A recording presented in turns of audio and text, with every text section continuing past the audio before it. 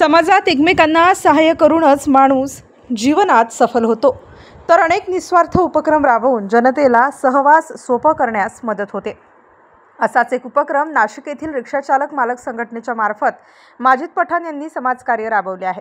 तर शिवजयंतीच्या निमित्त शालिमार परिसरात ॲम्ब्युलन्सचे लोकार्पण करण्यात आले। नाशिक येथील शालिमार स्थित MP ग्रुपच्या संयुक्त सहाय्याने दर गुरुवारी दुपारी 1 वाजता जेल रोड रिक्षा स्टँड शालिमार येथे खिचडी वाटप करण्याचा उपक्रम हाती घेतलाय।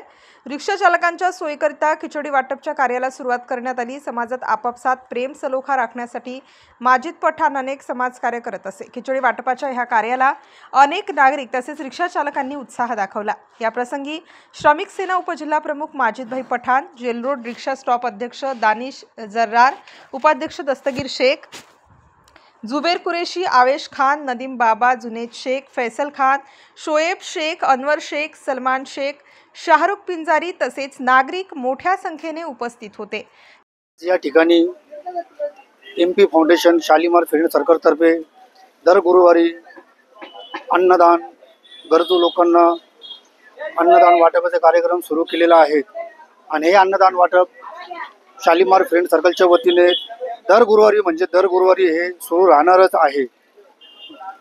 सेना उपजिल्हा प्रमुख माजिद भाई पठाणच्या नेतृत्वाखाली हे काम चालू केलेलं आहे अन्नदान वाटपचं। तर दर गुरुवारी हे काम राहणार चालू, हे बंद नाही होणार आहे आणि सगळ्या लोकांसाठी हे चालू केलेलं आहे मोठ्या पैमान्यावर।